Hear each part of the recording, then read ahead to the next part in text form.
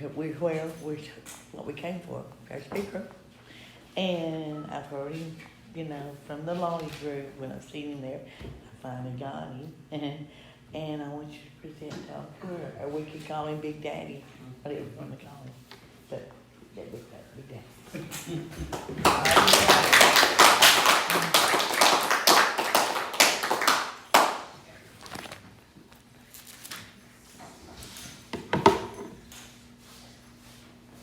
My name is Tom Kerner, and I am an alcoholic. And through the grace of God and with the help of Alcoholics Anonymous, I've been continuously sober in this fellowship since September 15, 1978, and for that I continue to be grateful. I have a sponsor. He has a sponsor. We sponsor people. They sponsor people. And we're all active one way or another in the three legacies of Alcoholics Anonymous, and service in particular at all levels. It's good to be out here with you tonight.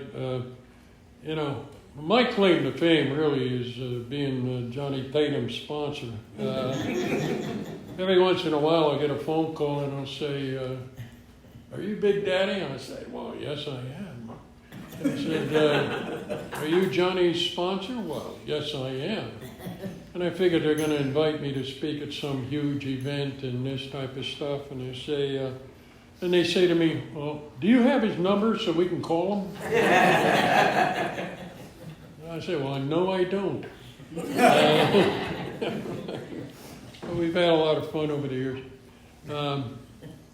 I've been down here, I think I've lived in Florida now, I don't know, 17, 18 years. I don't remember how long it is. Maybe not quite that long. But Johnny was one of the early folks that I met. We were speaking around, and I live over in Jacksonville, and we went to one of the early Lordy spaghetti dinners. And it was just that handful of people that put on a great event and great speakers and all that.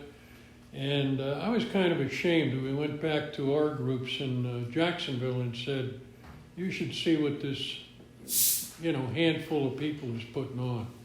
And it kind of inspired us to do a little bit more too that way. So, but Bradford County in particular has a special place in my heart. When I got sober, it was in rural Ohio, down in the southern part of Ohio. And a lot of similarities where I got sober and here. So, like I said, I enjoy that. I never really know what I'm going to say when I get up here. Let me start off by telling you all the wonderful things I've done since I've been sober. Okay, now that's over. And, I'm just grateful to be here. I've been sober a long time, and it's not because of any great things I've done. It's because of the wonderful people that have been in my life. My good friend who made sure I got here tonight, because I sometimes lose my way going to the restaurants or restroom, Dwayne. But, I believe God speaks through people. And I've had so many wonderful people in my life. I was born and raised in the Lehigh Valley, Bethlehem, Pennsylvania.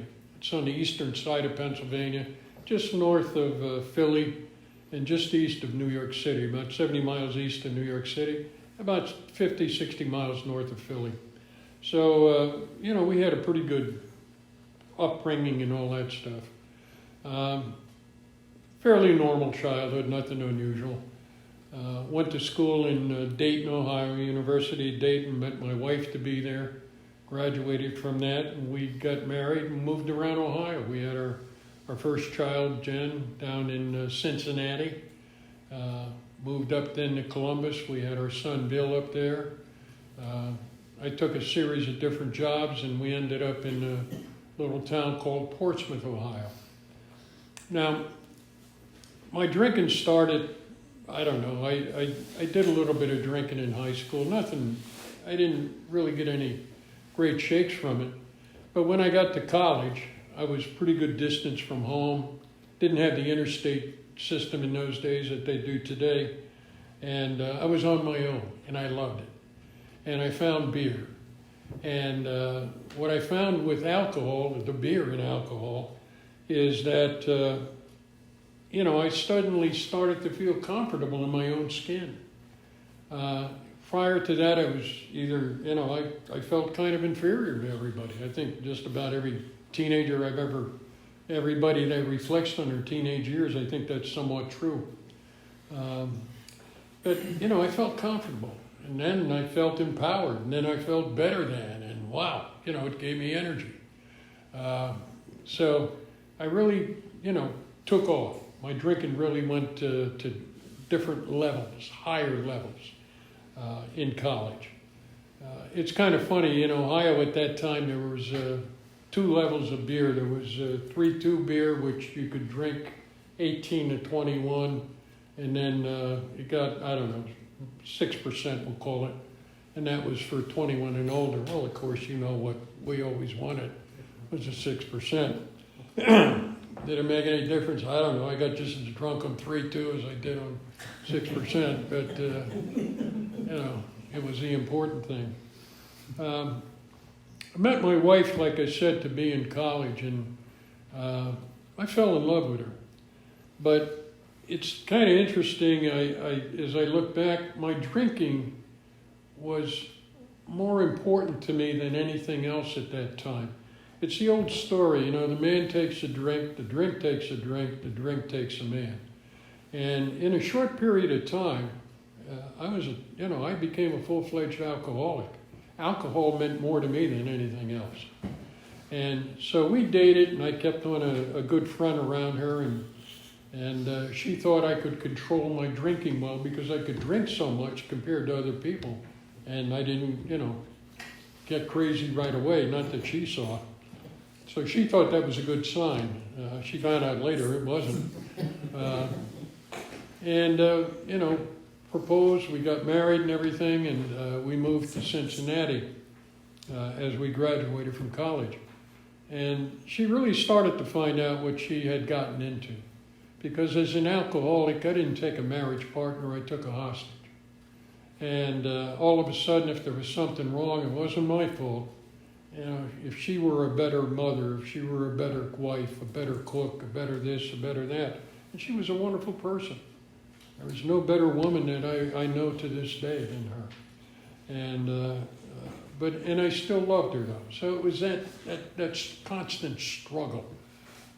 The alcohol versus this, that. But the alcohol helped me escape reality. In the doctor's opinion in the big book, it says, he says that men and women drink essentially because they like the effect produced by alcohol.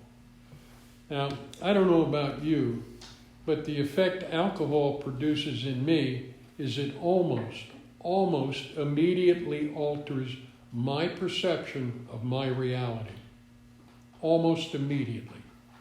And that doesn't mean, that means that I'm not any smarter, I'm not any better looking, I'm not any funnier, I'm not any more intelligent, I'm not any more athletic, I'm not stronger or anything, but I feel like I am. I believe that I am. And that becomes my reality. And when reality, I didn't want to face it because I liked this chemical crutch of alcohol. So anyhow, I developed.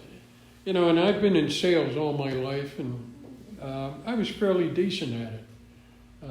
I got along with people. I enjoyed people. I could BS people, and I would hop from one job to another. I got into trouble with money right off the bat. I owed money when I got out of college, and then I got into some sales things where I could accumulate some funds, and hell, that went downhill real quick because I've worked with some guys that were gamblers too, Gamblers Anonymous. But like everything else, when I took money that wasn't mine, I always intended to pay it back. I had good intentions, But unfortunately, I wasn't judged on my intentions. I was judged on my actions, and my actions were not good. we had 2 children, and our life became kind of like a roller coaster. Depths of depression, synthetic highs, back down again. And each time I got into trouble, I promised I was going to do better.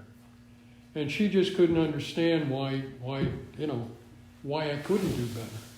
And I couldn't understand either, But I always promised, next time I'll do better. Next time I'll do better. And, next time it just kept getting worse. I like to tell the newer guys I meet these days, just remember what your last 2 or 3 drunks were like, because that's as good as it's going to get. It keeps going downhill from there, and it did with me. And it was a short period of time that I had gone through a series of jobs, and we took a geographic cure. I was lucky enough to get decent jobs, but I kept getting deeper and deeper into debt. We moved from Columbus, Ohio, down to Portsmouth, Ohio. I had joined a insurance agency down there. It was a big fish in a little pond. It looked good on the outside. And that's the danger that we get into a lot of times if you're anything like me, is judging my insides by somebody else's outsides. And that's never reality. But anyhow, I looked good on the outside. And I parlayed that into a couple of different jobs. I started traveling around the country. I was a vice president of one outfit, and then I changed and I was a VP of another outfit. I was based in California. I was on a plane every week back in those days, and this was the mid-'70s. It was great. I had a fancy car, expense account, title. I was traveling all over. There were no cell phones. There was no internet. So I could get on the road, and you couldn't get a hold of me unless I got a hold of you. And, it went on and on. But the downward spiral in my life my drinking kept increasing. It wasn't working for me like it did anymore. I hung around with a lot of people that were heavy drinkers. And I kept, I'd hang with them, and if, I said, I'd see somebody in the crowd, if I ever got that bad, I'd do something. Well, when I got that bad, I'd find somebody that was worse, and I'd lower the bar, and on and on it went. And a couple things. I was born and raised in a good family, and I knew right from wrong. And every time I got drunk, I had to justify in my own mind what I was doing. And it chipped away at any moral and spiritual foundation that I ever had.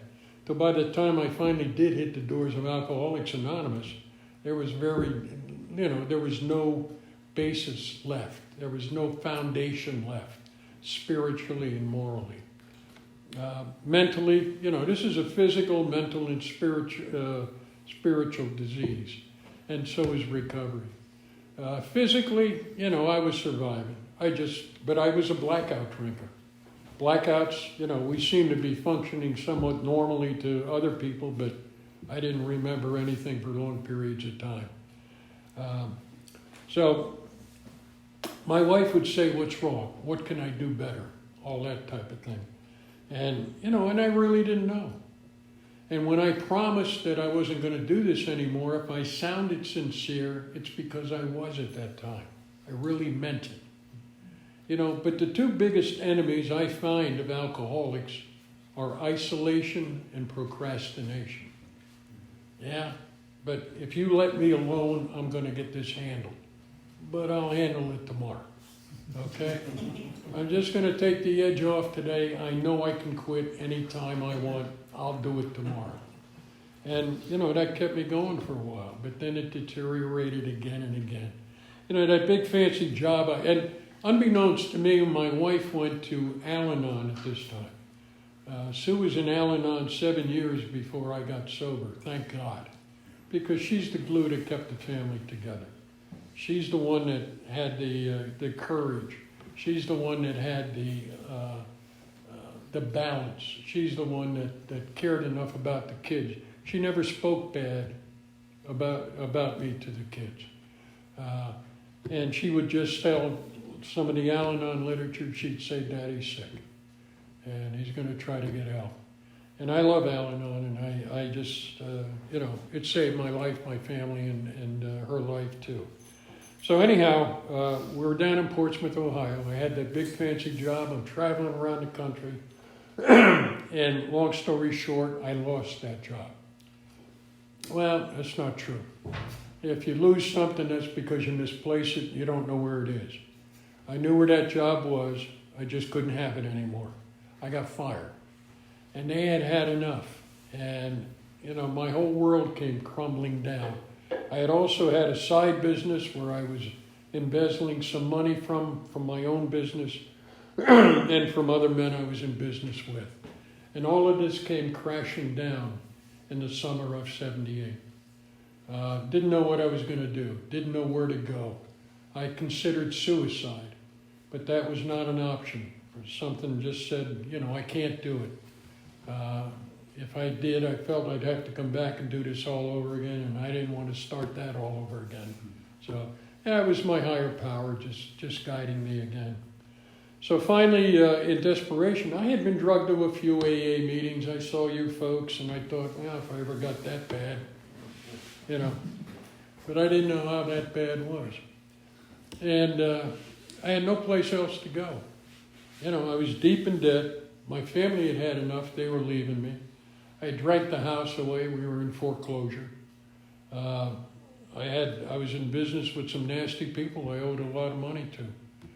I was basically out of hope. We were down in the foothills of Appalachia, and didn't know what to do next.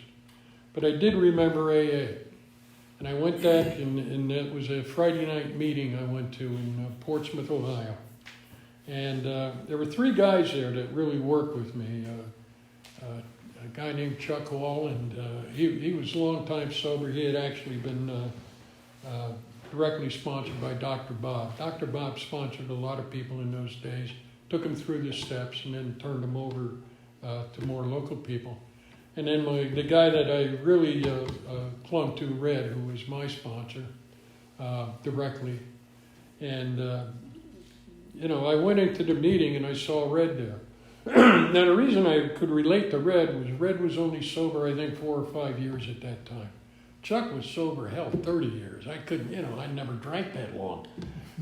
Nicer people, though. Him and his wife, Marge, Marge was in Al-Anon, and they took care of my family when I couldn't. They kind of were the glue that held the community together that way, and made sure everybody was taken care of, made sure there was food on the table, made sure there was gas in the car, that's what AAs did in those days. A lot of that's done here locally, too.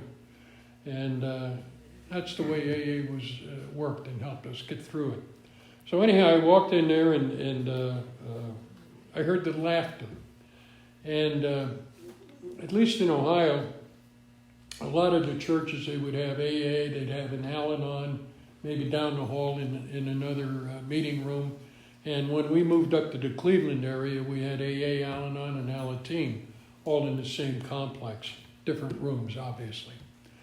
But I walked in there and I saw Red, and he said, "How you doing?" And I said, "Red," I need some help. And he asked me that all-important question that night. He said, "Tom, what are you willing to do to stay sober? What are you willing to do to stay sober?"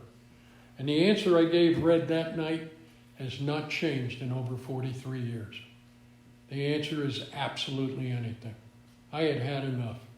I was sick and tired of being sick and tired. I was sick and tired of me. I was disgusted with me. I didn't want to be the person I had become. It was the opposite of everything I wanted to be.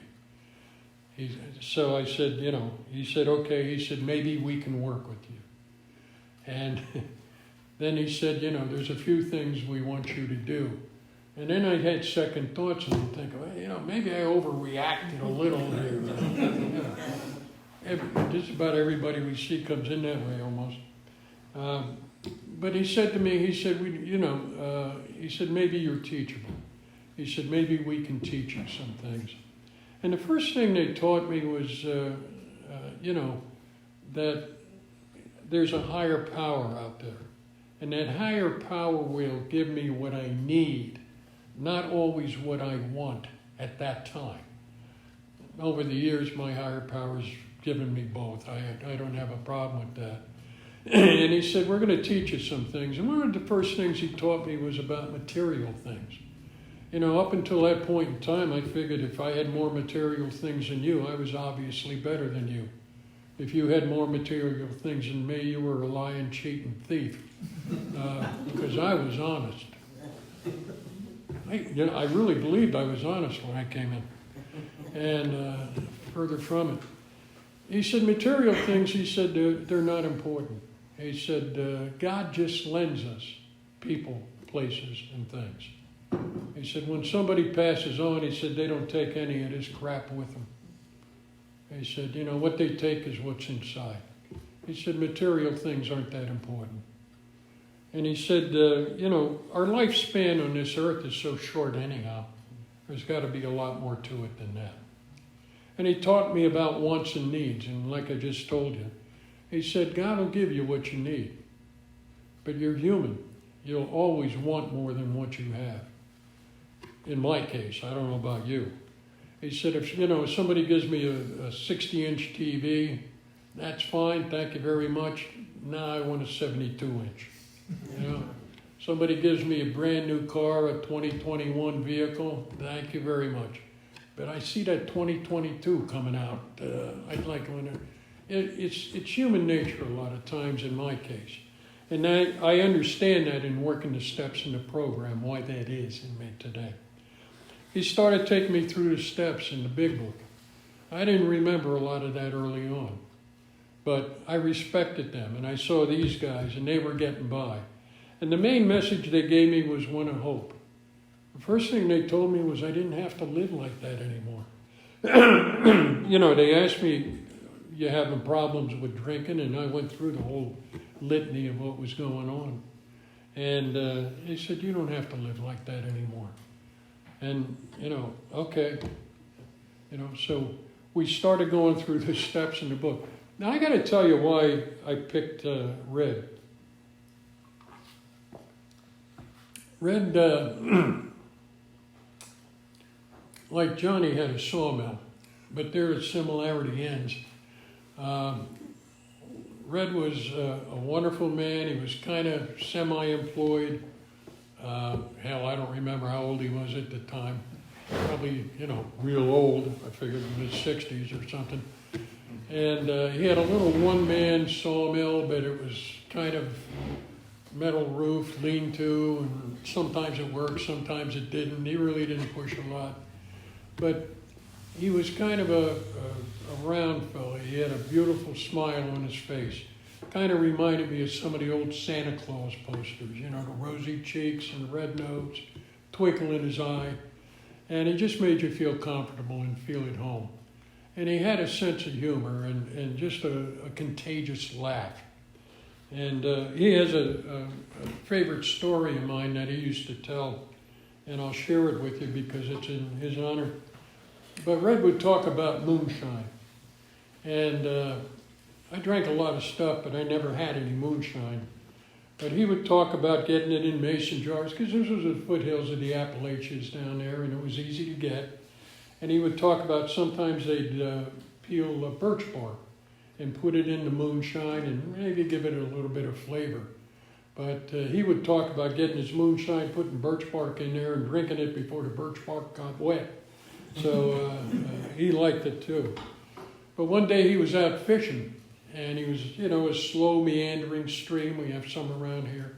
And he's got his fishing line in the water, and he's just sipping on there under the shade. You know, it's the summertime, and just kind of sipping and, you know, yanking on the line a little bit back and forth, and he pulls it out, and all of a sudden he's got no more bait.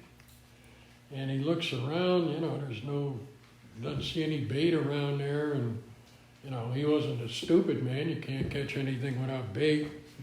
So what's he going to do? So he looks down, and there's this little green snake right there by him. And that green snake had just started to swallow a little bitty frog and had it in its gullet a little bit. And So Red looks at that and he sees that little green snake and he grabs it by the neck and he pulls that frog out. He drops the green snake and he puts that frog on there for bait and puts that back in the water and goes back to sipping and enjoying it. And he looks over there and that little green snake's looking at him with little sad eyes. And, Red feels kind of guilty. Geez, I took his meal and what am I going to do? So he reaches down, gets the green snake, holds him up, takes a little bit of that moonshine and pours it down its throat. Well, that green snake straightened out, looked like a lightning bolt, did circles, and took off like a bat out of hell. And Red's thinking, Jesus, I hope I didn't hurt it. And so Red, he goes back to sipping and fishing and just enjoying himself. And it wasn't too long later, about 5 minutes later, he feels a tap on his leg. And he looks down, and it's that little green snake. The little green snake's got 3 more frogs.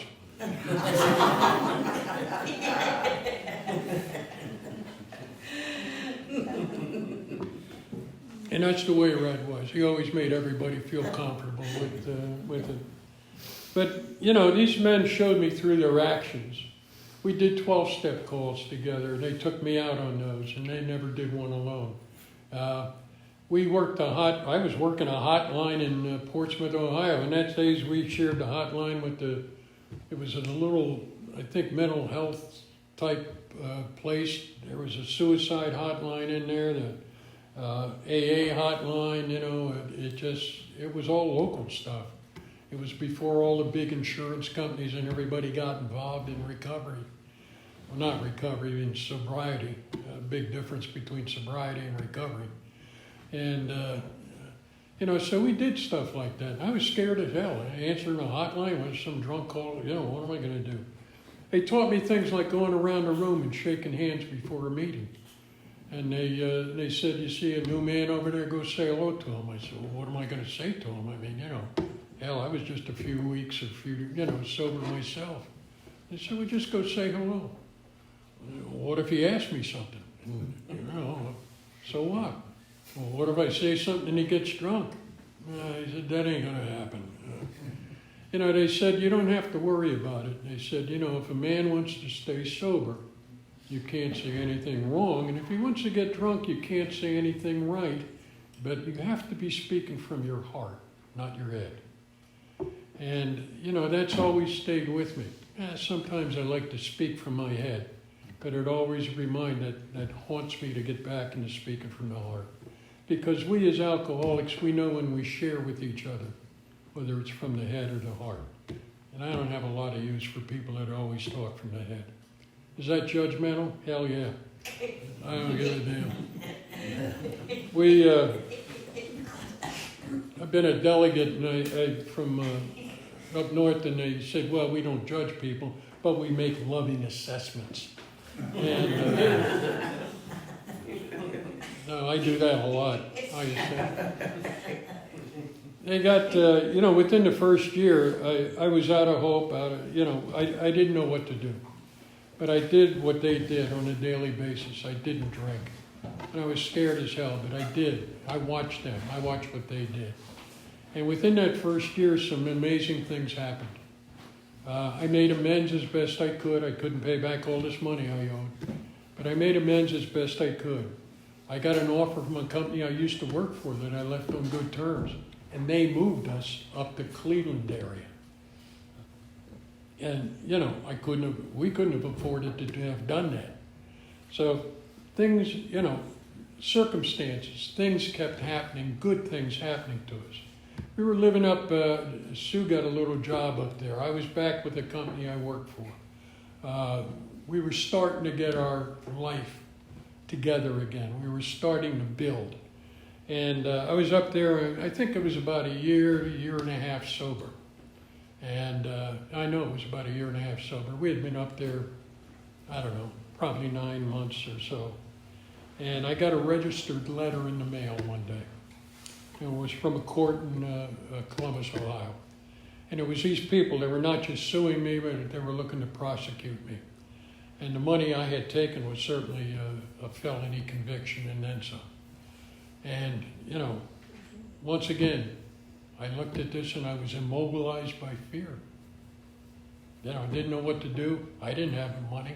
I had no place to get it.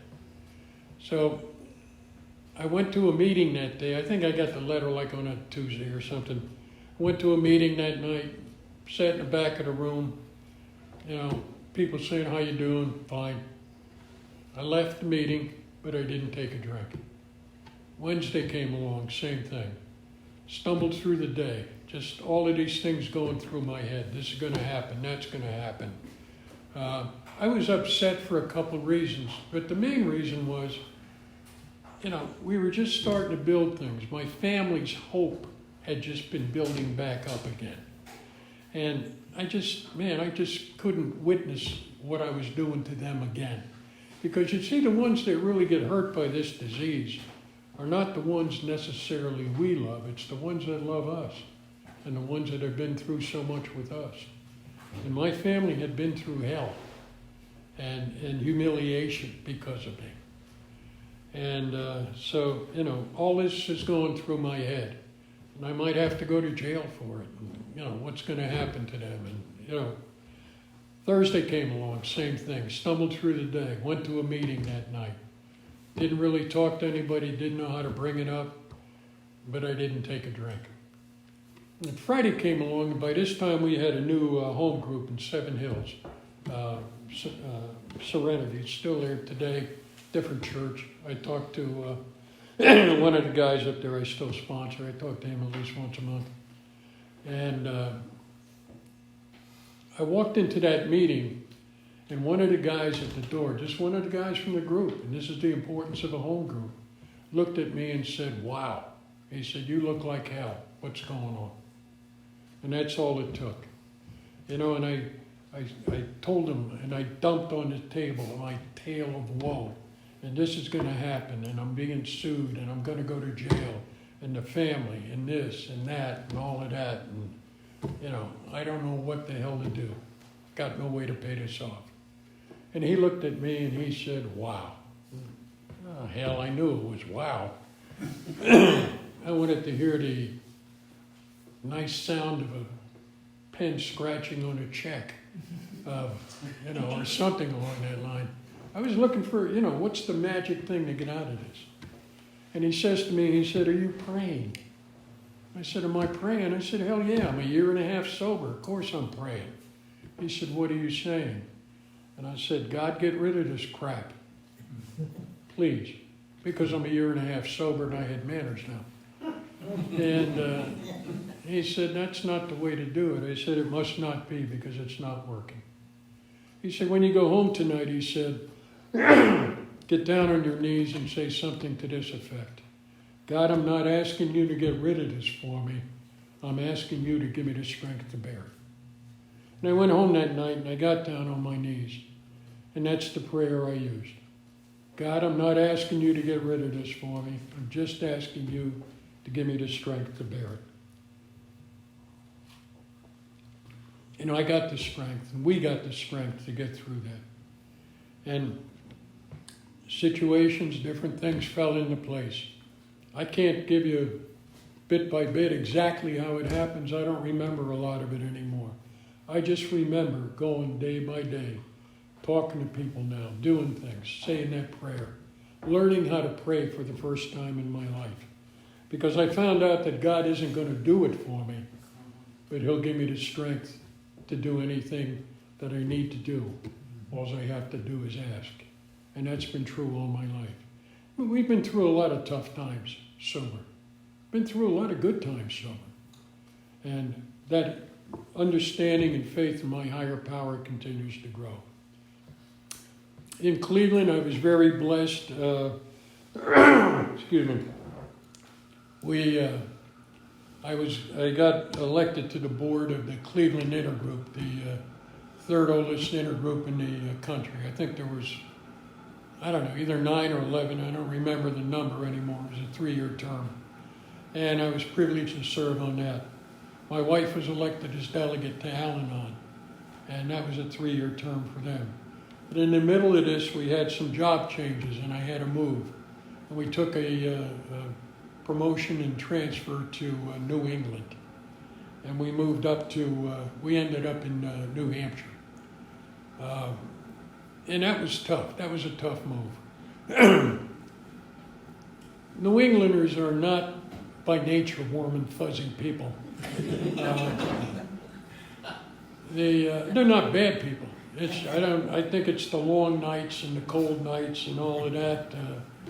You talk about people wanting to isolate. And every time I've moved in recovery, the place I went to seemed like, oh, this is going to be terrible. And the longer we stayed and we got involved in it, it was better than the last place I was. And that's saying something coming out of Cleveland area, Cleveland, Akron.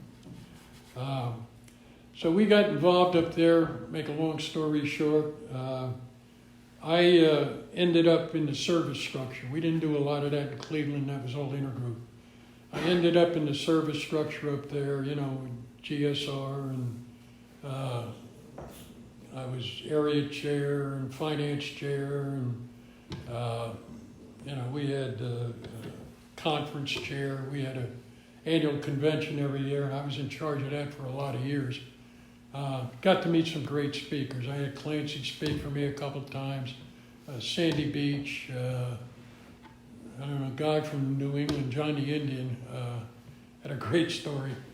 And just a lot of good people over the years we booked in. It was a little convention, and we were in competition with all the other states up there, but it was a great event. It was good growth for me. I was still continued to be very self-centered though. I was always focused on what's next. I still hadn't really learned to live in now and appreciate what's going on right now in my life. I was, what's next? Okay, we got this done, let's go, and what's next? I ended up as a delegate to the conference in New York from there. And that was a real privilege. I wasn't delegate because I was the best one for the job. I was delegate because God figured I needed it the most. It's a very humbling experience. I got to the conference and there's always a big banner up there. There was about 300 and plus attendees. And before it opens, I walked into the empty auditorium, and they had the table across the front and then the rows of tables. And I saw the banner up there, and I don't even remember what the theme was. But I looked at that, and tears came to my eyes because this was for guys like Red, who really, I don't think even completed high school. But those people, I was representing them. I was representing a lot of people, a lot of good people. And the job of the conference is really to protect the traditions and keep us on target. A lot of growth period for me. When Sue was delegate for Al-Anon, one of the years, they serve a 3-year term, and one of the years they went to Stepping Stones, and Lois was still alive. This was 2 or 3 years before she died. And I got to sit in the sofa with her and chat with her a little bit. We were living in Cleveland at the time. Got to meet Dr. Bob's daughter when they dedicated his house in Akron as a national and state historical site. And a lot of people that were in the big book, stories were in there, original stories. And, these were just ordinary people like us. You walk down the street, you wouldn't have noticed them, but ordinary people like us. But they did extraordinary things through the grace of God. Touched a lot of lives, as we do, as we have the choice to do. And I've learned from all of these people. Our daughter was going through a nasty divorce down here, and we only had one grandson, and he was just a little guy at the time. So Sue and I were eligible. We were able to retire, and we moved down here. And then our journey started down here. Now, Sue, we hadn't been down here too long, and Johnny and Chrissy knew Sue, and we did a few meetings around here. And then Sue, she had suffered breast cancer about 14 years prior. And it came back again with a vengeance. And she was sick for about 2.5 to 3 years. I was privileged to be her caretaker.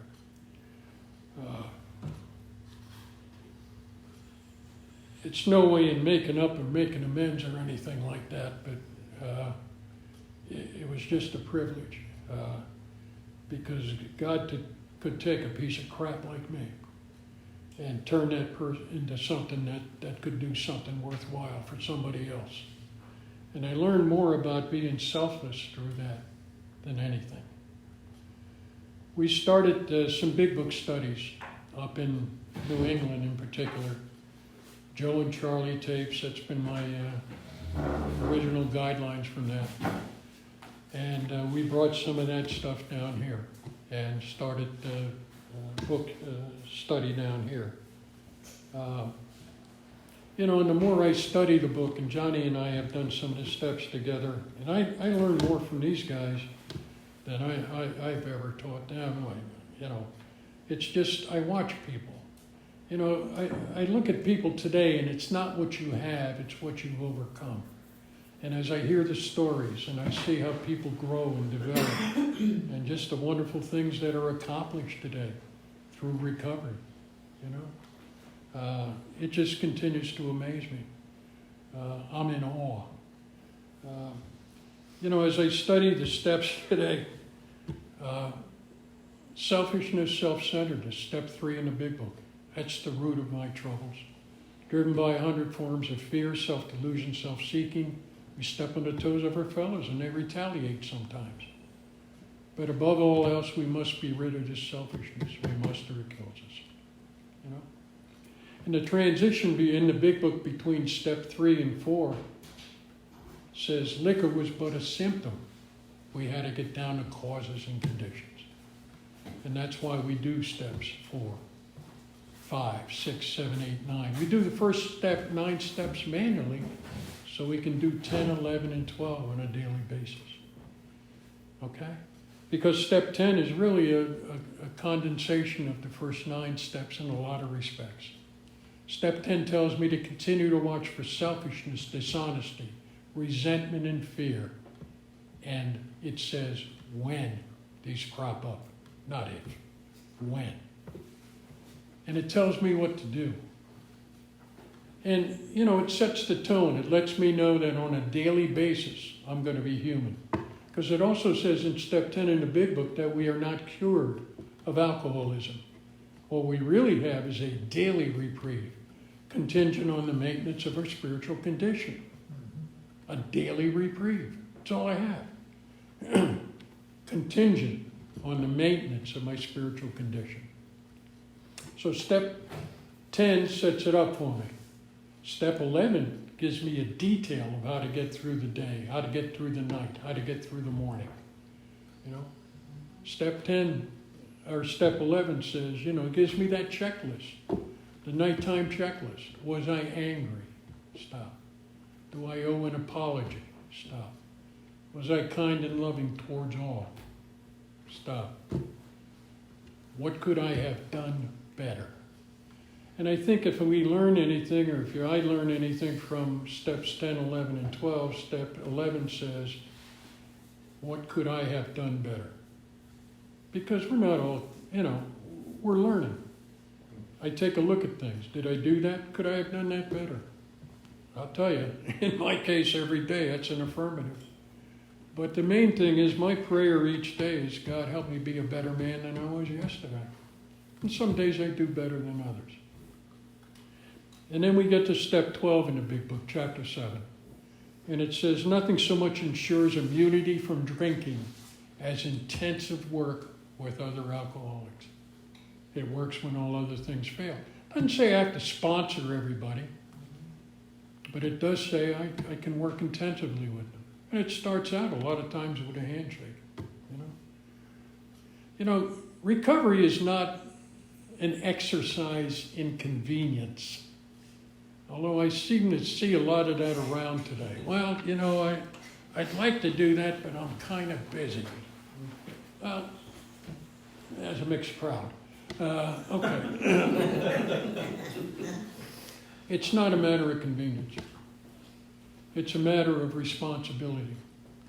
You know, this responsibility statement, we say, I am responsible. A lot of people can say that, but I do wonder if they know what it means.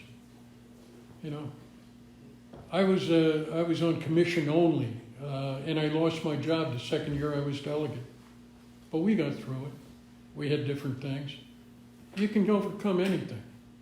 But my recovery always has to come first. I've got, you know, I'm privileged to have a lot of men call me sponsor today. And sometimes I have to have what I call a come to Jesus meeting with them.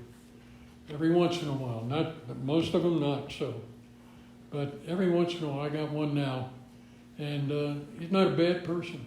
He just gets higher power changes, material things. All of a sudden it's the job. All of a sudden it's the money. All of a sudden it's this. All of a sudden it's that. You know? And when anything replaces our higher power, our spiritual program, we're on the way out. We're either growing or we're going. There's no two ways about it. And because of that, because of my ability to have people in my life like that, they remind me the same thing. I'm either growing or I'm going. Some days I do better than others, you know. But the main thing is I believe in these steps. I believe as they're written in the big book. And I believe in doing this on a daily basis. So, it's been my privilege. You know, out of all the things, and I alluded to this before, out of all the things that you've taught me in this program, it's that, again, God only lends us people, places, and things. When my wife died, I wasn't mad at God. I thank God that He had lent her to me for that long. And me and our kids. I thanked Him for that. And would I wish she was here today? Absolutely. I miss her every day. And that's been 11 years now. The other thing is you taught me is to keep it in now. Tomorrow never comes. Yesterday's gone. I can't change anything that happened an hour ago, a day ago, a week ago, a year ago, a decade ago. I can't change it. It's history.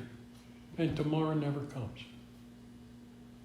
But I do have today, and I can do something about it today. All of us are good, and we're in good shape today. You know? When I was drinking, I remember I walked into a little bar in Columbus, Ohio, and a lounge I hadn't been to before. And I walked down there, and, the glasses were hanging into the middle and all this. It was nice. One of the few places I hadn't been kicked out of yet. And so it was really nice.